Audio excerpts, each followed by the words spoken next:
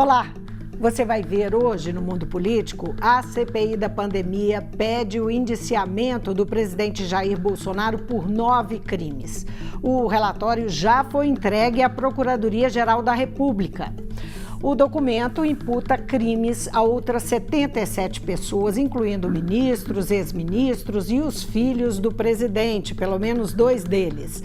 Os senadores também entregaram o relatório ao ministro do Supremo Tribunal Federal, Alexandre de Moraes. E agora, o que esperar do destino dessas denúncias na Justiça? Eu vou conversar com o advogado Leonardo Spencer de Oliveira Freitas, que é professor de Direito do IBMEC. Leonardo, obrigada por atender o Mundo Político, a TV Assembleia. Eu que agradeço e principalmente tentar colaborar com o debate. O Procurador-Geral da República, Augusto Aras, recebeu o relatório, saudou o relatório, fez elogios à CPI, mas Aras tem sido identificado como um aliado ou ter um comportamento alinhado ao presidente da República. Qual que é a sua expectativa sobre como o PGR vai se comportar em relação ao relatório? Olha, Vivian, não só a minha expectativa, como a expectativa dos próprios integrantes do Ministério Público Federal é que, como o atual Procurador-Geral da República é bastante alinhado com o Presidente da República, é que, em relação ao presidente, não ocorram desdobramentos, não ocorra o indiciamento e uma efetiva denúncia. Isso não significa que o trabalho da CPI tenha sido em vão, mas especificamente em relação a essa questão, a expectativa é muito baixa. Provavelmente o Procurador-Geral da República não ofertará, não indiciará e não ofertará nenhuma denúncia em face do presidente. Só para a gente entender quais são as possibilidades que a Procuradoria-Geral da República tem em face de um pedido de indiciamento desse, não é? Você disse que acredita que isso não vai acontecer. Então, rejeitar o indiciamento é uma possibilidade. Existem outras possibilidades e como é que seriam essas ações? Bom, existem sim outras possibilidades, inclusive a possibilidade do próprio Procurador-Geral da República ele instaurar um inquérito no âmbito de sua competência e aprofundar essas investigações. Existe também a possibilidade de um futuro Procurador-Geral da República realizar, para aqueles crimes que eventualmente não tenham prescrito, né, para que essa discussão é uma discussão complexa, tá? Porque, afinal de contas, a Constituição protege o presidente da República no exercício do seu mandato, mas o fato de atualmente o Procurador-Geral da República ser alinhado com o presidente, isso não significa que um futuro Procurador-Geral da República não possa, com base no relatório da CPI, aprofundar as investigações e oferecer promover o indiciamento e oferecer uma denúncia. E agora, há também os demais, há a sugestão de indiciamento de outras pessoas. Então, pode ocorrer um desmembramento e o envio de partes desse relatório, dessas conclusões para outros órgãos do próprio Ministério Público Federal, até mesmo do Ministério Público Estadual, dependendo do local do fato, dependendo da matéria. Então, assim, existem muitos desdobramentos que poderão ocorrer. Agora, em relação ao Presidente da República, ou haverá uma promoção de arquivamento, ou haverá o indiciamento, não em relação a todos os crimes, a alguns, e o oferecimento da denúncia. Mas eu repito, isso é muito difícil de acontecer. O mais provável, então, que você entende é a rejeição ao indiciamento, quer dizer, mas aí seria o quê? Arquivar? É o arquivamento, né? O arquivamento. O Procurador-Geral da República, ele propõe a CPI sugere e o Procurador-Geral da República propõe o indiciamento. Não é o procurador que indicia. Eu queria retomar uma coisa que você falou. Você disse que um outro Procurador-Geral da República, né, eles têm mandato de 2 anos que são renováveis por mais 2, e ele já está exercendo o segundo mandato, quer dizer, um outro procurador da República poderia desarquivar um pedido como esse? Ele poderia usar o relatório da CPI como subsídio para, caso o presidente Bolsonaro se reeleja, por exemplo, um futuro procurador-geral da República poderia usar o subsídio do relatório da CPI para realizar aprofundar as investigações ou mesmo, com base nas conclusões, propor a denúncia, propor uma ação. Mas o que é muito comum, Vivian? A CPI ela é um instrumento do parlamento, e apesar de ter poderes de investigação próprios das autoridades judiciais, é um local do embate político. Então, o que é muito comum? Após o recebimento do relatório, que o órgão ministerial, no caso competente, que é o Procurador-Geral da República, ele aprofunde a investigação, né? Ou seja, com base nos indícios que foram levantados, que ele realize um novo inquérito, que ele ouça novamente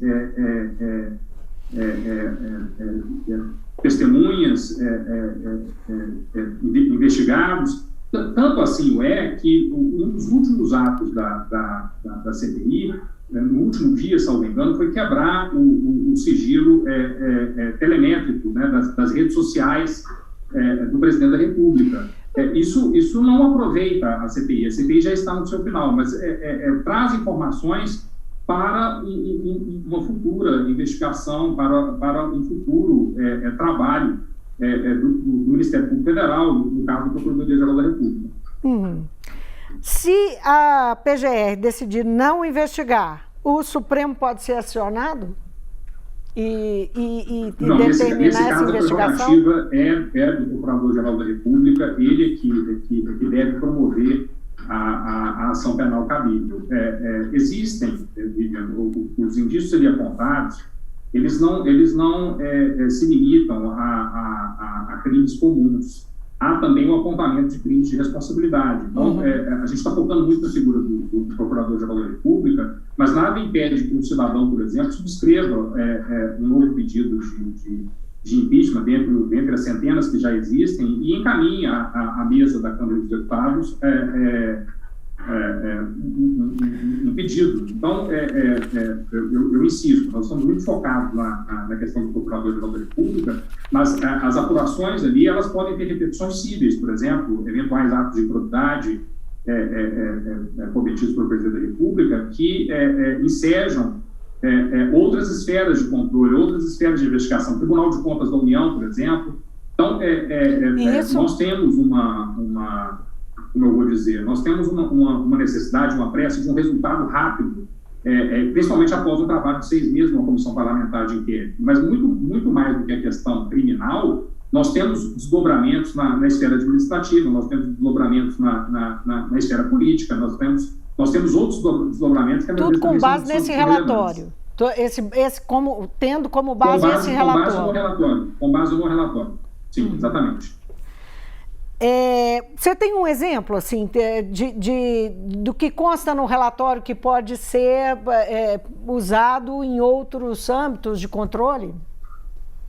Por exemplo, o escândalo da Covaxin, né, que, aí, de novo, eu estou ultrapassando a questão do presidente da República, mas se ficar comprovado que agentes públicos efetivamente privilegiaram ou intermediaram uma negociação que já estava empenhada, né, vejam, o Ministério da Saúde já havia empenhado o recurso para a compra da vacina, que sequer tinha a aprovação do órgão regulatório, que é a Anvisa, ou seja, o próximo passo seria o pagamento efetivo, né, a liquidação da despesa. Então, esses agentes públicos, e se for comprovado o envolvimento do presidente da República ou do ministro da Saúde ou das pessoas que ocupavam esse cargo, eles podem sofrer a sanção pelo Tribunal de Contas da União, podem sofrer a sanção pelo Ministério Público Federal, ou pelo menos a propositura de ações perante a justiça comum em relação a essas figuras. Então, por isso que eu estou insistindo. O desdobramento ele vai muito além daqueles tipos que são ali sugeridos A CPI ela sugere o indiciamento, mas qualquer fato que possa ensejar algum mau uso, algum desvio, até mesmo alguma escolha equivocada, ela pode gerar, sim, desdobramento, não só em relação ao presidente, mas em relação a essas outras pessoas. Agora, Leonardo, as denúncias, elas, no caso da PGR, só para esclarecer, é para quem tem foro privilegiado, no caso aí, salvo engano, o presidente, o caso, exatamente, o presidente, 2 dos 3 filhos do presidente, que é o caso do Flávio e Eduardo Bolsonaro, que são senador e deputado, o deputado Ricardo Barros, né, que virou pivô aí dessa história, ele aparece em diversas investigações, né, de diversos pontos da investigação, o ministro da Saúde, o atual ministro da Saúde, Marcelo Queiroga, e o ministro Braga Neto. Esses, então, a instância deles é o Supremo Tribunal Federal, não é isso? Eu confesso que eu fiquei na dúvida que se os ministros de Estado também, não seria o Superior Tribunal de Justiça, né? Mas aí, de novo, não. Pois essa é uma questão que eu justamente queria colocar na sequência. Nós temos o Pazuello, que não tem foro privilegiado, né? O ex-ministro Pazuello, que é general, e temos o Braga Neto, que também é general, não é? Para onde vão os casos deles, não é? Apesar deles terem um ter foro, o outro não. A Procuradoria-Geral da República fará em relação à eventual conexão com as ações do presidente da República. Então, essa é uma questão mais pertinente para um criminalista, ainda mais em se tratando de tribunais superiores, porém, se houver, por parte dessas autoridades, ou se houver, por parte mesmo de pessoas privadas, de particulares, conexão em relação à conduta do presidente da República, todo mundo ficará na Procuradoria-Geral da República. Agora, se houver um entendimento pelo desmembramento das investigações, aí, repito, o céu, nesse caso, é o limite, né? Porque você pode, certamente, dependendo do fato, a apuração pode se dar em primeiro grau, dependendo da situação, a apuração ela pode ocorrer por parte de um subprocurador da República perante o Superior Tribunal de Justiça, ou todos eles podem ser mantidos no Supremo Tribunal Federal, como aconteceu no caso do Mensalão, em que a maioria das autoridades dos envolvidos, todos eles foram julgados perante o Supremo. Vai depender muito de como o Ministério Público Federal, o órgão do Procuradoria-Geral da República, vai interpretar, primeiro, se ele efetivamente vai indiciar essas pessoas e quem irá propor o indiciamento, né? E, em segundo lugar, como que ele fará. E aí tem um aspecto que ultrapassa, que está nessa interpretação, que é um aspecto político, né? No caso do Mensalão, por exemplo, não ter sido mandado para a primeira instância tinha aí um forte apelo político, forte aspecto político, né? Tinha um componente de manter tudo lá. Vai depender de como... perdão, Olivia, tem um delay, por isso que às vezes eu acabo sobrepor na fala, tá? Tudo depende de como, primeiro, se o Procurador-Geral da República procurar ou não o indiciamento. E segundo, como que ele o fará. No caso do Mensalão, a estruturação da denúncia, ela pressupunha uma atuação conjunta. Eu ouso dizer que talvez não tenha sido a melhor opção, né? Mas, eu repito, creio que isso é um assunto para um penalista, para um criminalista. E me parece que, neste caso da pandemia, nós temos vários fatos. O fato determinado para a instalação do CPI foi um. Outra coisa foram os fatos apurados. A gente pode, por exemplo, separar o caso da Precisa do caso da Covaxin. Podemos separar a questão da recomendação do tratamento precoce ou da existência de um gabinete paralelo que assessorava diretamente o presidente da República. De novo, eu não sou criminalista, mas me parece que seria necessário um desdobramento em mais de um inquérito a partir dessas conclusões. Agora, dos 7 crimes que são, na verdade, 7 não, dos 9 crimes que são imputados ao presidente, 5, se não me engano, salvo engano, 5 são comuns, né? Uma das coisas que eu li é que o presidente pode ser julgado durante o mandato dele por crime comum no Supremo Tribunal Federal. Isso pode acontecer se essas denúncias forem acolhidas e essa investigação... Não é tão simples assim, porque mesmo o julgamento por crime comum, o foro adequado nesse caso é o Supremo Tribunal Federal. Porém, há a necessidade de autorização da Câmara dos Deputados. Você precisa dos 2/3 da Câmara para autorizar a análise do recebimento ou não da denúncia. Isso é necessário. Ou seja, há uma questão política, é uma questão, que eu diria, procedimental. Para que ocorra a análise pelo Supremo Tribunal Federal da admissibilidade ou não, mesmo em se tratando de crime comum, há a necessidade de autorização da Câmara dos Deputados. Nesse caso, assim, antes mesmo dele se tornar réu? Antes mesmo dele se tornar réu. A Câmara tem que... É uma condição de procedibilidade, não é uma questão... Porque o Supremo irá analisar, caso ocorra a denúncia, a admissibilidade ou não dessa denúncia. Mas para que isso ocorra, há a necessidade de autorização. Agora, a CPI desistiu do crime de genocídio contra indígenas. Tirou isso do relatório, houve uma discussão, né, antes do relatório ser finalizado, e optou por crime contra a humanidade. Qual que é a diferença disso? Olha, primeiro, eu entendo que a CPI ela acertou. Vejam, não estou entrando no mérito se houve ou não houve o genocídio da população indígena.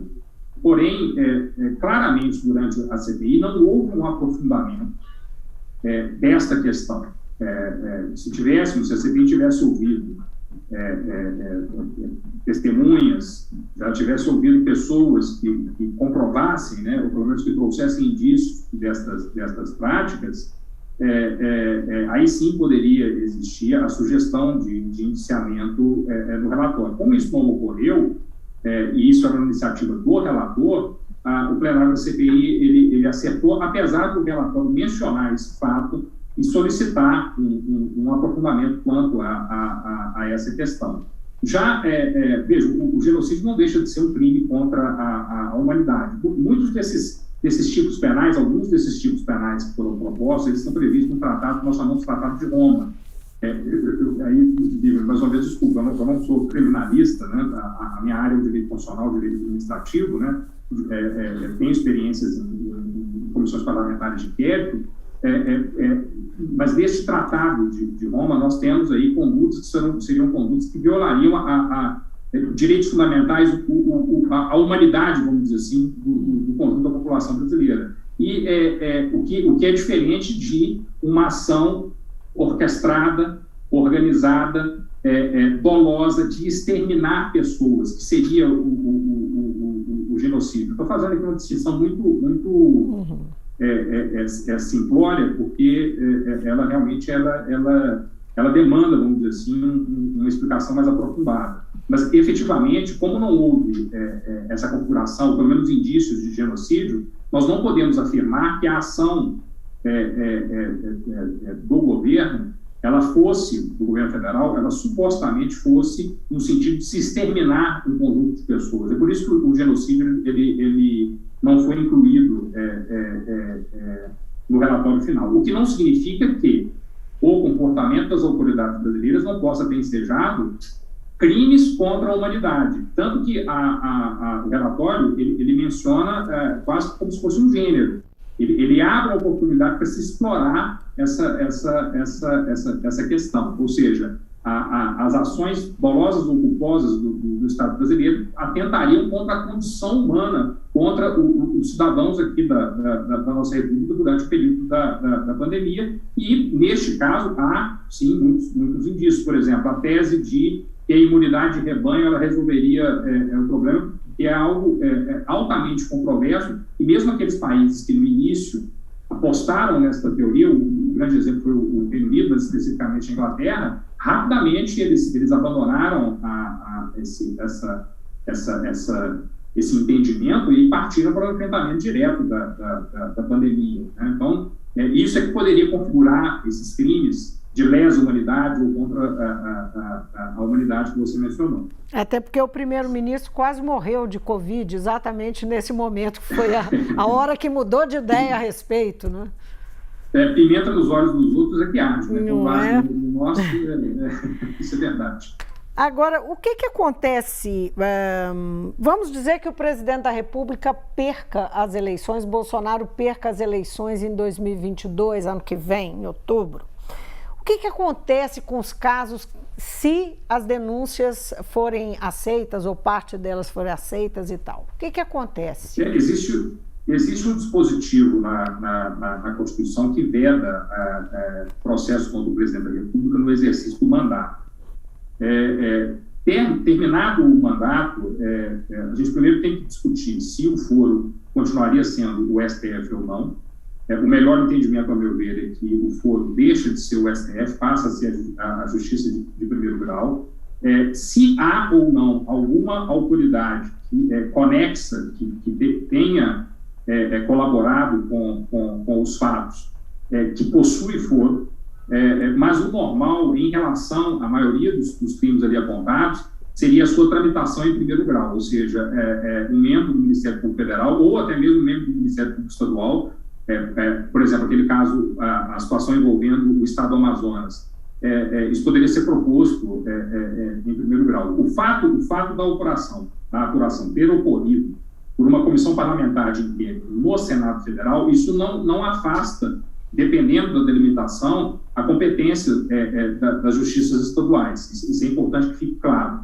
Inclusive, denúncias concomitantes com base no relatório ou no aprofundamento dessas investigações.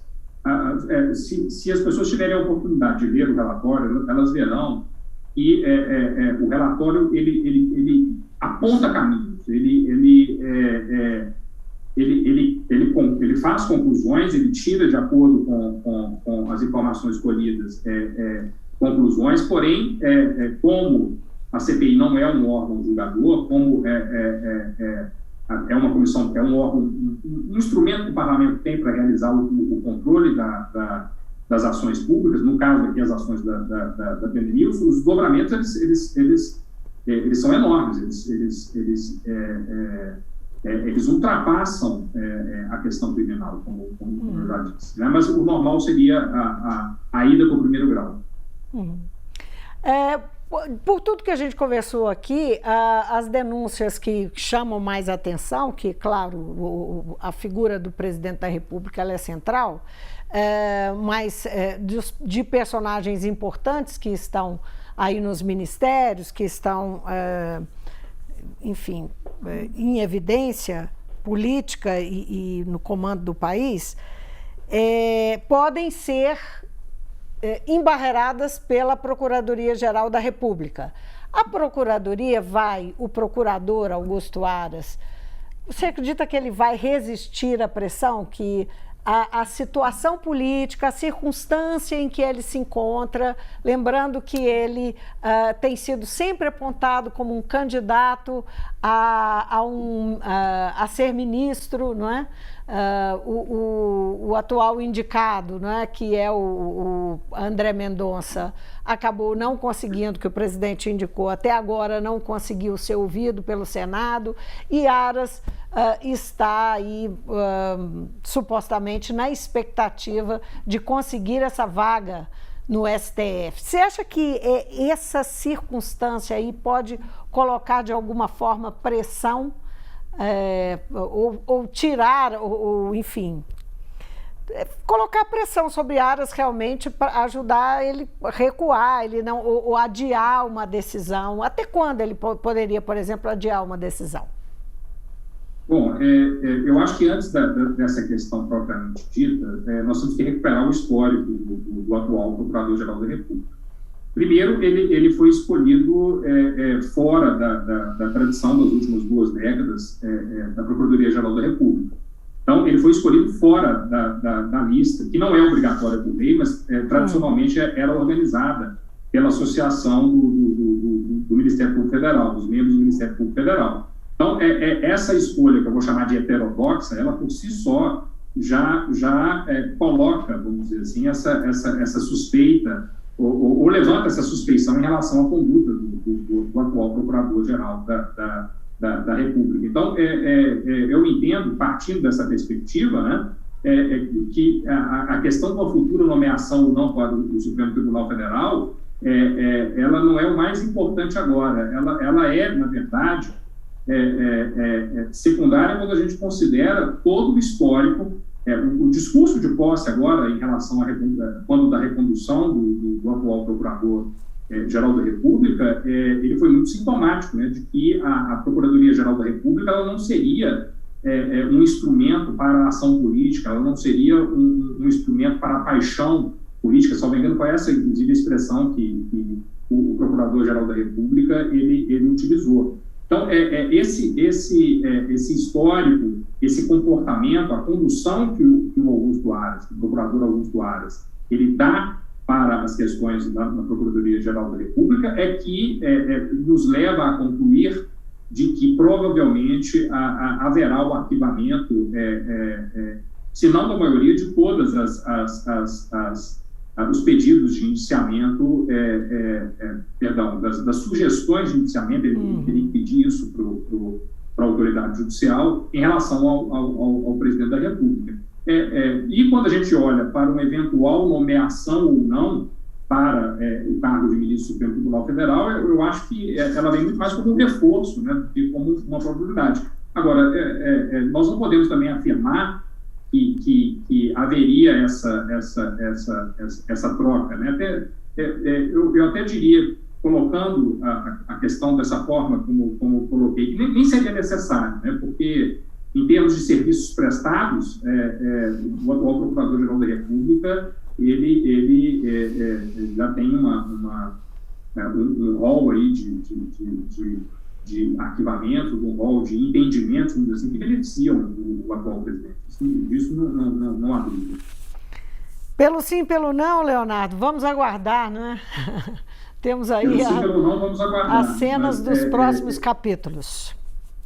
Mas eu acredito, Vivian, que o processo eleitoral do ano que vem, o desaguar desse processo, a conclusão das eleições, ela pode influir.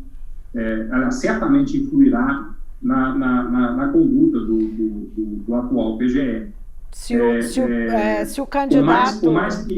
Se o candidato Jair Bolsonaro estiver mais ou menos forte, é isso que você está dizendo? Sim, por mais que digamos que a decisão é uma decisão técnica, a gente tem que sempre perguntar a técnica para quem, né?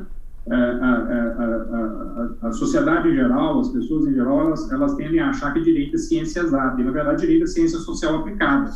Aquilo que para você é limpo e claro, para mim é puro, para outra pessoa não é efetivamente o que aconteceu. Então, a atuação do Procurador-Geral da República, ou mesmo os desdobramentos das suas ações, vai depender de uma série de variáveis, dentre elas a eleição, eu não tenho dúvida disso. Leonardo, muitíssimo obrigada pela sua participação no mundo político, foi ótimo ter você aqui. Vivian, eu que agradeço, também aos telespectadores, sugiro a leitura do relatório, né? É sempre bom consultarmos diretamente o que está posto no relatório, e existem partes muito importantes. O trabalho foi um trabalho bem feito, né? Peço desculpas porque algumas questões eu realmente não sou um advogado criminalista, porém, eu espero ter contribuído aí e elucidado as perguntas e as dúvidas dos telespectadores. Mais uma vez, obrigada. Eu conversei com o advogado Leonardo Spencer de Oliveira Freitas, professor de Direito do IBMEC, sobre os caminhos possíveis do relatório da CPI da pandemia na Justiça. A gente fica por aqui, obrigada pela companhia e até amanhã.